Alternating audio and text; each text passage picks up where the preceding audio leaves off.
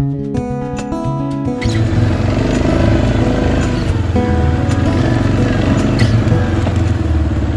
Pete from Cheap Homesteading, and today we kind of rushed out quickly into the bee yard, and I want to hook up my bear fence, make sure the bear fence is up and running. This has been the first really warm week we've had, so we're not out of the cold weather yet, but it's pretty close. Most of the snow is gone. If we can get a couple more weeks in, we'll be a little more secure, and the temperature is going to stay above zero at night. So we're going to talk about when to unwrap your hives. I live in a pretty cold climate. I live near Ottawa, Canada, and it can get pretty cold. And I don't know why people are in such a rush to actually unwrap their hives first thing in the spring, because there's a lot of downsides to actually unwrapping your hives too early. I have two very, very strong hives right now. I'm pretty impressed. I haven't opened them up. The first thing you don't want to do is start opening up your hives too early.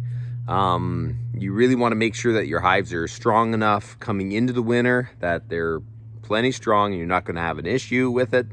You don't want to be fiddling around with them in the spring, which can cause a lot of other problems. So you kind of just leave them alone. I'm probably going to do an inspection next weekend if the weather looks good for another 2 weeks after that. So it really needs to stay a minimum of 10 Celsius for a little bit, and the future forecast looks like it's going that way. The reason being is the beehives, especially big strong ones like I have this year, have already started making brood. They're kind of used to the wrap on it, and when it gets cold, I mean, they've been dealing with raising brood in a fairly cold time, probably since the beginning of March. So they've been handling it good. So the problem is when you go in there and you unwrap the hive and then you end up having go below zero. So they're dealing with a lot of external pressures that they don't really need to if you just left the hive wrapped. So that is why I don't unwrap my hives too early. So we're gonna go hook up the bear fence, take a good look, make sure that the fence is somewhat intact, and just make sure that everything's working, because you never know. Bears seem to get up really, really early. I don't know. We haven't had frost in the ground, so I'm assuming the bears are gonna be out early this year. So it's super important to make sure that you keep your fence good. Okay, so all this brush, it is absolutely awful for electric fences. It just kind of leaches power out of the fence. I am going to come back with a brush cutter and clean under the fence. Good. But right now, I'm just going along, making sure that the fence is all in good shape. See, this is shoved into the ground, so we got to pull that up, and it's not shorting out anywhere. There's a branch there. Make sure this is off. See all these little branches? You got to make sure they're not touching. Do your best anyways. This one.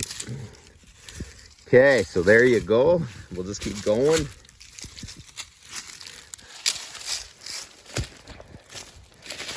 We're going to pull this up. Oh, the more you get rid of, the better your fence is going to work.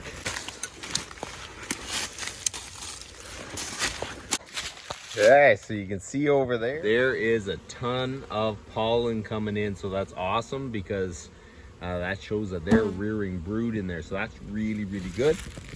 So this is what powers my fence. It's a AKO 12 volt electric fence energizer. So this thing is great. It works good and doesn't seem to use too much power to run. I just have a battery.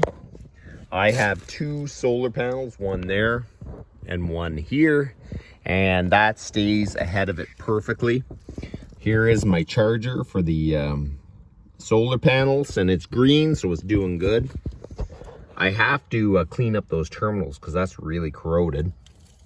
But when the winter comes, I disconnect my fence, because you're just going to lose a lot, and there's really no bears out in the middle of the winter. So right now, the green light means I've got full charge. I may have to replace the battery. It depends. We'll just see how long it works. I'll come back later tonight and check it. Last year, I got so demoralized with what was happening with the bees. I just kind of gave up. It's been a lot of years struggling, and I'm kind of glad I took the year off, because now it gave me a chance to finish the greenhouse last year, so it's kind of up and running. And now I can put my attention back on the bees and kind of try to build that part of the homestead again. You know, last year it was so it would just made you down. It was like I just kind of needed that time away from beekeeping, you know, when you hit that point. So I have it this spring. I'm kind of really excited about beekeeping, so I ordered 4 more nukes, and I have 2 really super strong hives. So chances are I'm going to try to just build up my 4 nukes as strong as I can, and maybe possibly get us a wee bit of honey off each one, so at least we have honey for ourselves. And the big hives, what I'm going to do is make a lot of splits. So we're going to try to get some of the genetics out of those 2 hives that made the winter really well and really strong, and try to just replicate this and see how many new splits we can have. So there's going to be tons of beekeeping videos in the next little bit, and I'm kind of excited about it now. So, but for today, that's about enough for today, and you guys have a good one.